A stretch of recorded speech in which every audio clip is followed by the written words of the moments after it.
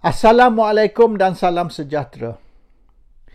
Video saya hari ini saya nak tujukan kepada rakyat Malaysia yang di bawah umur 40-an dan yang di bawah umur 50-an. Rakyat Malaysia yang di bawah umur 40-an belum lahir lagi apabila Tun Dr. Mahathir Mohamad mengambil alih sebagai Perdana Menteri Malaysia pada tahun 81. Rakyat Malaysia yang di bawah umur 50-an masih sekolah rendah. Belum lagi masuk sekolah menengah, jadi mereka mungkin tidak faham tentang pembangunan ataupun dasar pembangunan Malaysia mulai tahun 80-an. Saya yang dah tua ni, umur 71 dan nak masuk 72, di mana dunia kata pergi, kubur kata mari, generasi kita lebih faham apa dia dasar pembangunan negara Malaysia semenjak tahun 80-an dan kesilapan besar yang Tun Dr. Mahathir Mohamad telah lakukan, termasuk juga menteri-menteri kabinet seperti Anwar Ibrahim yang menjadi Menteri Kewangan dan Timbalan Perdana Menteri di zaman Mahathir. Kesilapan pemimpin-pemimpin kita dari Mahathir turun kepada semua menteri-menteri yang duduk dalam kabinet selama 40 tahun semenjak Mahathir jadi Perdana Menteri, kesilapan besar mereka. Dan saya harap kerajaan sekarang, kerajaan Ismail Sabri Yaakob tidak akan meneruskan kesilapan itu ataupun membuat kesilapan yang sama yang telah dibuat oleh kerajaan UMNO Barisan Nasional semenjak Mahathir jadi Perdana Menteri tahun 41.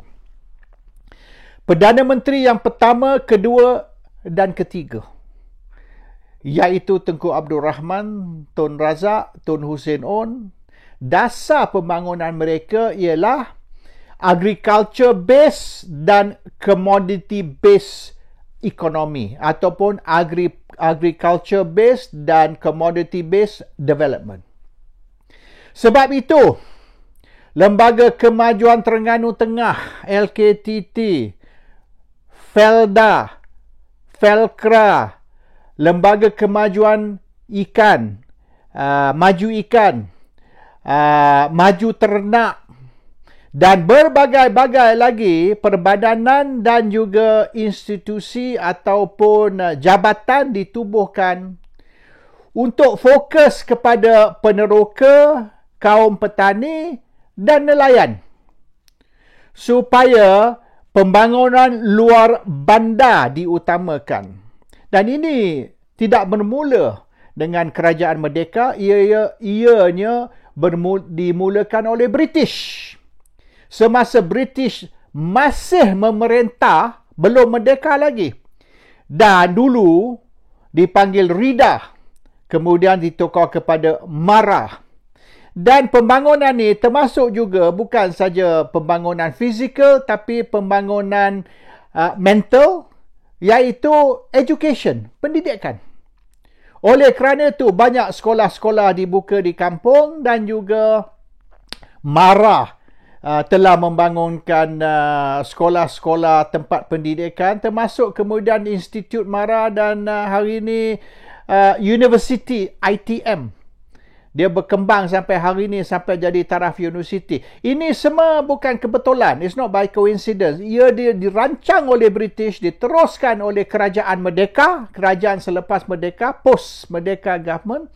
Tapi 40 tahun dulu, apabila Tun Dr. Mahathir Mohamad ambil alih sebagai Perdana Menteri, dia dismantle semua ini. He dismantle everything. Dia rasa yang Malaysia ni, kalau commodity and agriculture base, kalau agriculture tu termasuk fisheries lah, commodity, agriculture, fisheries based economy ialah boleh dikatakan satu third world. Boleh dianggap sebagai benda yang tidak menggambarkan yang Malaysia ni negara maju.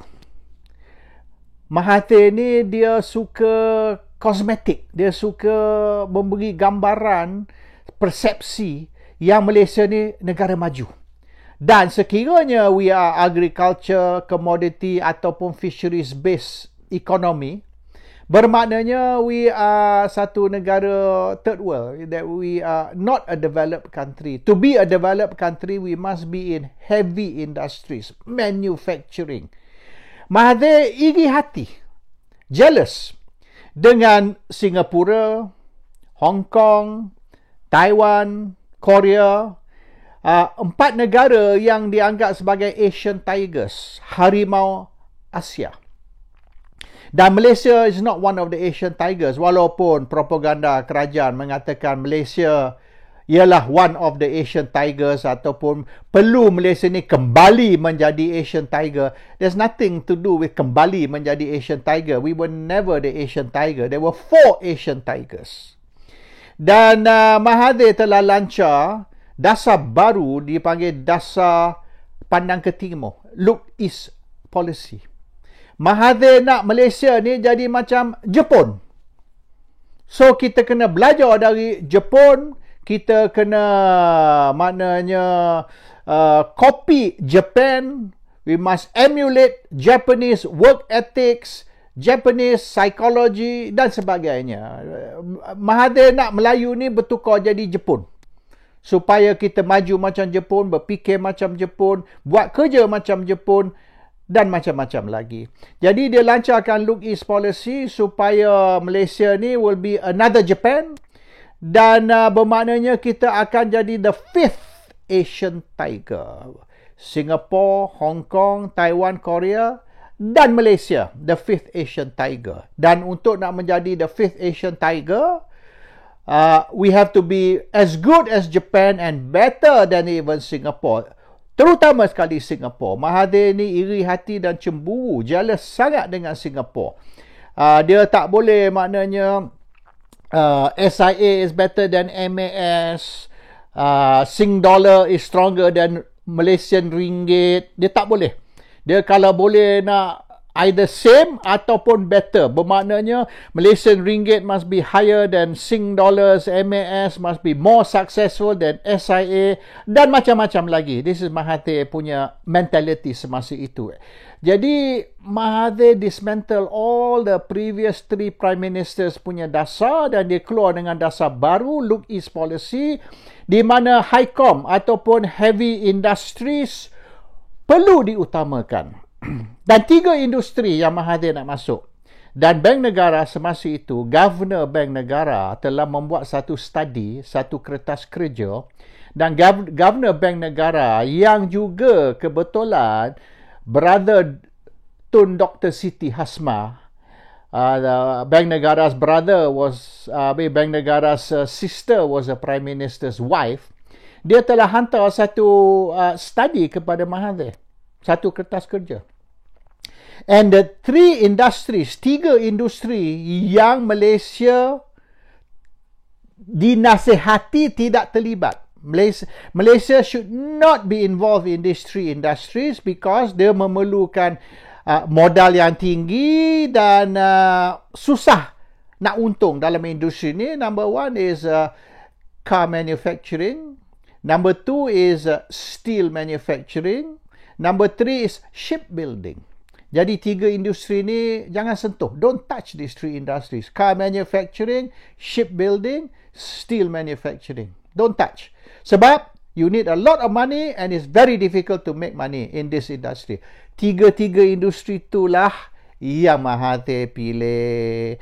Dia nak Malaysia ni jadi shipbuilding country, the biggest shipbuilding country. Dia nak Malaysia juga manufacture a Malaysian car in the car manufacturing, dan dia set up pewaja supaya Malaysia ni do steel manufacturing. Kalau Malaysia tak terlibat dalam shipbuilding, steel manufacturing and car manufacturing, maknanya Malaysia is not yet a developed nation.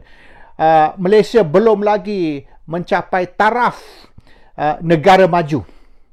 So Mahathir degil. Mahathir tak mau dengar nasihat Bank Negara ataupun brother-in-law dia, governor bank negara, dan dia masih push 3 industri ni, dan kita mengetahui semua tiga industri itu is hemorrhaging. These 3 industries are causing a huge loss of taxpayers' money, especially yang shipbuilding tu. Di mana sekarang shipbuilding? So Mahathir degil. Mahathir rasa he is the biggest economic planner in Asia. Dia lebih tahu dari Jepun, dari Korea, dari Taiwan, dari Hong Kong, dari Singapore how to develop the country. 25 tahun dulu. Ini 15 tahun selepas Mahathir jadi Perdana Menteri. 25 tahun dulu saya telah tulis satu artikel. Dan di dalam artikel tersebut, dan saya buat artikel tu, saya ada boleh dikatakan collaboration ataupun kerjasama dengan beberapa profesor university. I did not do that on my own. I tidak buatlah research internet or Google, tidak. Saya duduk dengan profesor university satu hari dan saya tengok studies yang mereka buat. Sebab yang sebenar, university banyak buat study, kajian tentang isu ini. Jadi saya pun, you don't need to reinvent the wheel. The wheel already invented. You just take the invention. Jadi saya pun tengoklah kertas-kertas yang mereka buat. Some of them are PhD papers dan saya study. Saya tengok paper tu dan memanglah Malaysia kalau tak kena gaya, if we are not careful, satu hari kelak Malaysia is going to be in trouble. The study is very thick lah. PhD you tahulah, kadang-kadang beribu-ribu muka surat. Tapi ringkas cerita, what those studies came out with is, and these are PhD professors, lecturers tahu. Ini bukan student. They are considered experts in their field. Dan mereka telah kata, sepatutnya we come up with a very good self-sufficiency program. Self-sufficiency program berkait dengan food production. Sekarang ni, we're talking about 25 years ago lah. Masa tu Rafidah Aziz pun Minister Trade lah.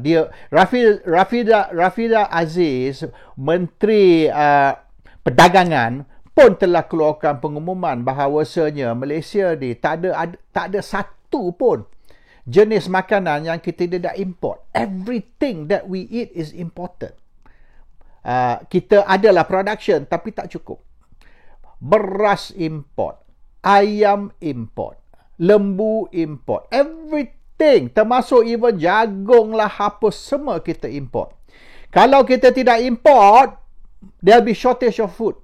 Macam-macam jenis makanan memang tidak cukup, baik beras, baik ikan pun. Walaupun kita ada perairan dan satu industri, fishing industry yang dibantu oleh kerajaan dengan macam-macam subsidi, masih tak cukup ikan. Lembaga Kemajuan Ikan atau Maju Ikan tidak mampu untuk nak menentukan yang we are 100% self-supporting atau self-sufficient on fish supply. Everything kita kena import. Tak kisah apalah. Apa yang you tengok dalam supermarket tu, semua sebahagiannya terpaksa import. China begitu besar negara. Even with 1 billion people, they have to feed 1 billion people. Tapi dia masih boleh export dia punya agriculture products. Kita tak boleh. Dan masa tu kita punya population pun tak sampai 20 juta. Sekarang ni dah 32-33 juta. Dah bertambah berapa juta. So even masa tu kita tak mampu untuk kita nak self-sufficient. Dan government macam-macam subsidi, macam-macam program ada. Still not enough. Jadi fokus Mahathir is not on self-sufficiency of food. Ataupun untuk nak majukan industri pertanian, perikanan, or even commodities. Bagi Mahathir, that is not tak ada kelas lah. Industri macam tu very low class. Kita nak image yang kita di negara yang sangat-sangat maju. Even Singapore pun di belakang. Even Taiwan, Korea pun tak boleh nak lawan kita. That was Mahathir's dream. And Mahathir's dream is Malaysia's nightmare.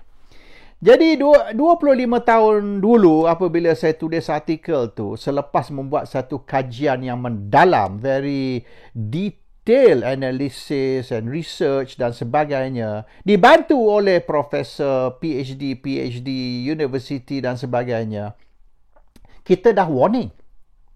Satu hari nanti, sekiralah berlaku misalan peperangan, bencana, earthquake ke, tsunami, tak kisahlah. Ataupun sesuatu boleh dikatakan krisis berlaku. Di mana bekalan makanan tidak cukup, ataupun negara yang mengeluarkan bekalan makanan ni terpaksa stop ekspor kerana sesuatu sebab, either kekurangan ataupun harga melambung naik and they cannot afford to produce ataupun to export, ataupun negara mereka menghadapi kekurangan. Misalan, ambil ayam sebagai contoh. Di England shortage, di Amerika shortage, di banyak negara bekalan ayam ni sudah berkurangan. Even in America, today keluar artikel Amerika ni sudah menghadapi krisis. England, Europe pun menghadapi krisis. So the chicken problem, masalah bekalan ayam ni satu dunia, bukan Malaysia. Jadi mereka hari ni yang keluar statement, what is Perdana Menteri Ismail Sabri doing about it? Apa tindakan Perdana Menteri Ismail Sabri terhadap kekurangan ayam? Ismail Sabri nak buat apa? When the President of America, the Prime Minister of England pun tak boleh buat apa. It's a worldwide problem, global problem, not just Malaysia problem. So the problem is, sekiranya berlakulah sesuatu situasi di mana seluruh dunia there is a shortage macam sekarang ni, dan oleh kerana Malaysia ni bergantung sangat kepada import, not local production tidak cukup, ataupun even kita ada local production tapi raw material kena import, misalan makanan kena import, and the makanan is makanan ayam tu jadi mahal sangat, cannot afford to import, we are going to suffer. Dan this is going to happen not only macam sekarang ni ayam, tapi banyak jenis makanan kita akan menghadapi kekurangan oleh kerana kerajaan kita semenjak Mahathir jadi Perdana Menteri mengutamakan heavy industries, manufacturing ships, manufacturing steel, manufacturing cars, and not manufacturing food. Terutama sekali, bukan manufacturing dari segi factory production, tapi dari segi the source, iaitu misalan agriculture, fisheries and commodities. The growing part, not just the packaging part, the growing part. Dan oleh kerana kerajaan tak kisah pasal ni, tak nampak, tak memberatkan atau tak nampak kepentingan agriculture and commodities, dan we are focused more on heavy industries yang memerlukan banyak duit dan susah untuk nak untung. Walaupun negara maju pun banyak mereka rugi, susah nak untung, and we are going into that kind of industry. Satu hari kelak, sekira berlaku krisis atau sesuatu yang menyebabkan bekalan makanan ni terjejas, we are going to pay for it. And kesilapan kerajaan 40 tahun dulu, kalau kita tak kena gaya, and this is 25 tahun dulu saya dah buat kertas kerja atau saya dah buat artikel, 25 tahun dulu saya dah kata, sekira kerajaan ni tidak memahami prioriti negara, and sekira kita tidak mampu dalam masa 20 tahun, and dalam masa 20 tahun dari 25 tahun dulu, kalau tak mampu to improve atau increase our self-sufficiency of food production, bermaknanya kita masih bergantung lebih dari separuh bekalan makanan kita dari with imports. Dan kita tak boleh kurangkan kita punya import to maybe 10 or 20%, tapi still masih 50 or 70%. Maka one day, if we are not careful, the country is going to face problems. Hari ini mungkin sudah sampai tempoh masa di mana kita menghadapi masalah, dan mengikut laporan-laporan masalah ini akan berterusan dan mungkin akan meningkat. The problem might not only continue but will increase.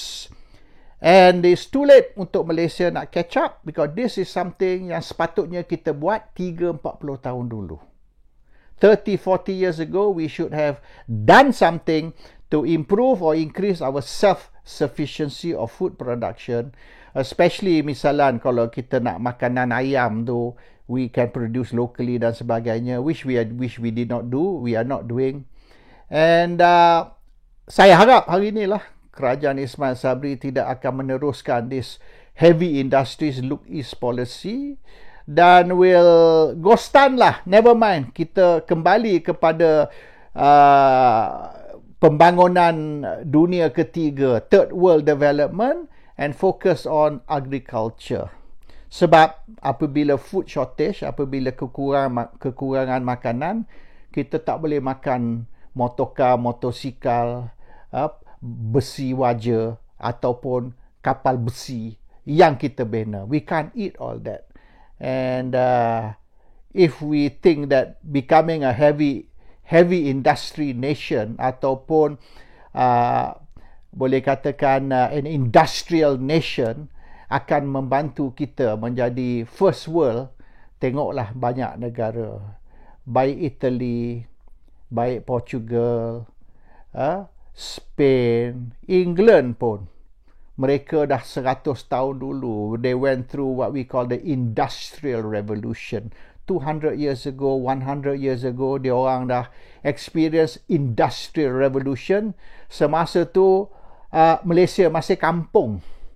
Masa tu Malaysia masih dijajah oleh Belanda, dan lepas Belanda diambil alih oleh British. They were already industrial nation, industrial revolution, and today they are facing a lot of social problems oleh kerana they are facing a lot of financial problems. And the social problem they are facing is because of the financial problem. Dan is that what the government is planning for the next 100 years untuk rakyat Malaysia? Kalau tak kena gaya, satu hari kelak orang Melayu akan pergi menjadi maids ataupun akan menjadi kerja buruh di Filipina, Indonesia dan mungkin Thailand juga. Sekarang ni we bring in the maids from Indonesia. One day Malays will go to Indonesia to become maids. Assalamualaikum. Salam sejahtera.